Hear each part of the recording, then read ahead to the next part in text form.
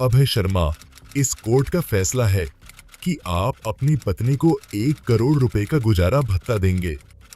आपके बच्चे की कस्टडी उसकी मां के पास रहेगी और आप अपने बच्चे से तभी मिल सकते हैं जब आपकी पत्नी इसकी अनुमति देगी।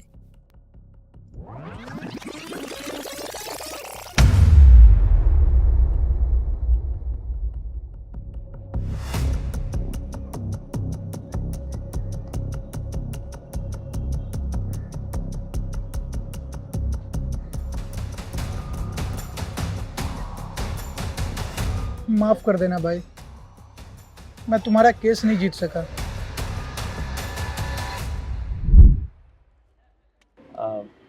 स्नेहा जी, आपका शादी के बारे में क्या ख्याल है? ख्याल तो अच्छा है, लेकिन एक बात कहूँ तो शादी का मतलब मेरे लिए बस परंपरा नहीं है। मेरे लिए शादी का मतलब है कि दो लोग एक दूसरे को समझें, सपोर्ट करें और साथ मिलकर ना एक बेहतर ज़िंदगी बनाएं। वैसे आपके लिए शादी का क्या मतलब है? मैं भी इस चीज़ को मानता हूँ जो आपने कहा। बस मेरा ये भी मानना है कि शादी सिर्फ रिश्तेदारों और रस्मों तक सीमित नहीं होनी चाहिए, क्योंकि ये दो दिलों का मिलन होता है, तो इसमें प्यार और सम्मान दो चीज़ें सबसे ज़्यादा ज़रूरी हैं। सच कहा आपने, लेकिन आजकल लोगों ने ना शादी को व्यापार बना दिया है। पैसा, दिखावा, दहेज, और मुझे ना इन सब चीज़ों से सख्त नफरत है। सच कहूँ स्नेहा जी, तो इन सब चीज़ों से तो मुझे भी बहुत नफरत है।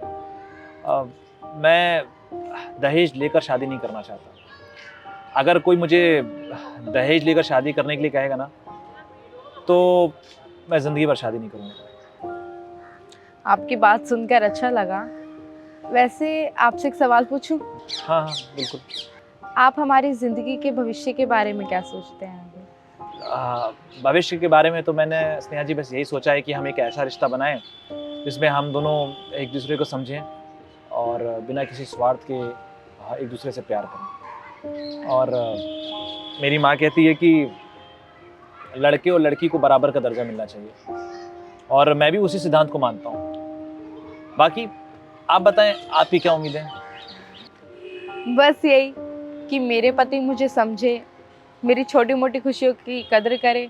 मैं ज़्यादा महत्वाकांक्षी नहीं हूँ, लेकिन मैं चाहती हूँ एक ऐसा रिश्ता हो हमारा कि जिसमें एक सच्ची दोस्ती हो और हम दोनों एक दूसरे के सुख दुख में साथ रहें। ये तो बिल्कुल ठीक कहा आपने, और ऐसा ही होगा भी। और मुझे ऐसा लगता है कि जब हमारे बच्चे होंगे ना, तो हम उन्हें इतने अच्छे संस्कार देंगे कि वो बहुत ही अच्छे इंसान बनेंगे। अरे वाह, आपने तो पूरा भविष्य प्लान कर लिया। अच्छा, एक बात बताइए, आपको कभी डर नहीं लगता कि शादी के बाद चीज़ें बदल सकती हैं? स्नेहा जी, सच कहूँ तो डर तो लगता है, लेकिन मुझे ये भी लगता है कि अगर हम लोग किसी चीज़ में शुरुआत से ईमानदारी से जुड़े हैं ना, तो जो भी बदलाव होंगे वो अच्छे ही होंगे। और एक चीज़ है, वो ये है कि हमें एक दूसरे से एक वादा करना होगा। वो ये कि हम कभी एक दूसरे से झूठ नहीं बोलेंगे। ये वादा रहा। मैं भी ईमानदारी में विश्वास रखती हूँ। और शादी के बाद हमारे बीच में मतभेद हो गए तो? देखिए, मतभेद होना तो बहुत ही मामूली सी बात है। मतभेद तो मुझे लगता है सारे शादीशुदा लोगों में होता होगा, लेकिन मेरा मानना ये है कि किसी भी दिक्कत को, किसी भी परेशानी को हम लोग बातचीत के ज़रिए उसका हल निकाल सकते हैं। तो अगर कुछ ऐसा होगा तो हम मिलकर बैठेंगे, बात करेंगे और उसका हल निकालेंगे। सच बताऊं तो आपसे आज मिलकर ना मेरे सारे डर दूर हो गए। मुझे लगता है हमारा रिश्ता बहुत सच्चा और मजबूत होगा। और यही तो मैं चाहता हूँ। अरे बच्चों, कितना टाइम लगेगा? आ जाओ, अब चलना है। जी, बस आ रहे हैं। लगता है अब हमारे चलने का समय हो गया है, लेकिन मैं बस आपसे ये कहना चाहूँगा कि मैं ये मुलाकात कभी भूल नहीं पाऊँगा, और आपको भी। मैं भी नहीं। मुझे लगता था ना कि ये शादी मेरी ज़िंदगी की सबसे खूबसूरत चीज़ होगी, और आज देखो, वो सारे सपने, सारे वादे महज बातें बनकर रह गए। सच कह रहे हो। सच बात तो ये है कि लोग सिर्फ और सिर्फ स्वार्थ और लालच के चक्कर में टिके हुए हैं। नहीं तो आजकल रिश्तों का कोई महत्व ही नहीं रह गया। क्योंकि लड़कियां हमेशा लड़कों को दोष देती हैं, वो अपनी जिम्मेदारियां नहीं समझती। तो मुझे लगा था कि मैं समाज में बदलाव लेकर आऊंगा, लेकिन देखो अब मुझे ऐसा लगता है कि बदलाव की जरूरत हमें नहीं है, बदलाव की जरूरत उन लोगों को है जो प्यार और सम्मान की बातें तो करते हैं और उन्हें निभाते नहीं हैं।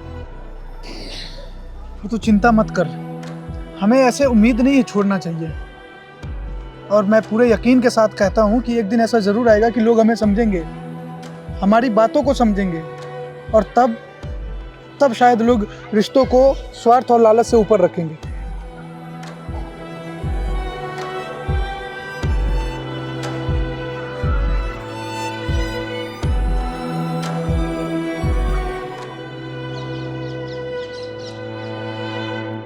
देखिए आजकल कुछ महिलाएं रिश्तों को अपनी सुविधा और स्वार्थ का साधन बना रही हैं, लेकिन रिश्तों की असली ताकत आपसी समझ और ईमानदारी में है, ना कि व्यक्तिगत लाभ में। जय श्री राम।